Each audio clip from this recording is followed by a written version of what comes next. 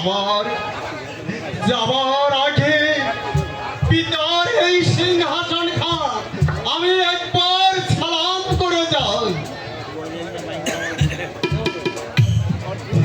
পিতা পিতা গো, তুমি না কত আশা করে আমাকে এই সোনার সিংহাসনে বসিয়েছিল।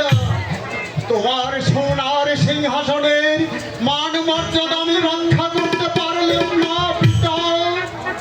তুমি আমাকে ক্ষমা করো পিতা।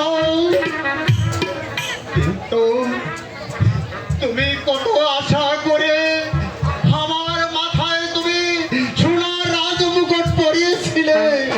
আমি তোমার এই সোনার রাজমুকুটের মর্যাদা আমি দিতে পারলাম না পিতা। আমি তোমার সিংহাসনে তোমার সোনার রাজমুকুট আমি রেখে চলে যাচ্ছি পিতা।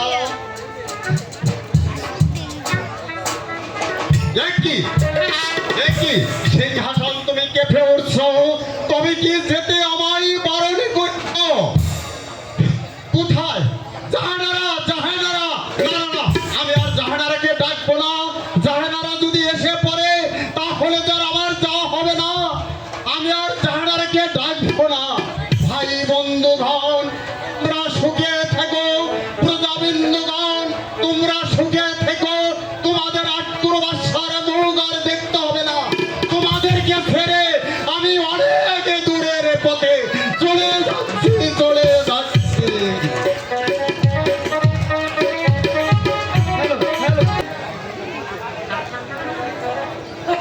তাড়িয়েছে ফেলেছে নীলমল আকাশ, চারিদিকে নীরব নিস্তব্ধ। কোনো দিকে কোনো মানুষের গ্রহ নেই।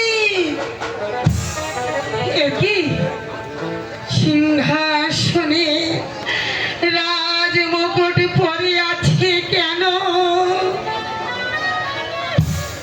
তবে কি জাহাপানা পুত্ররা ভাবে মনের দুঃখে কষ্টে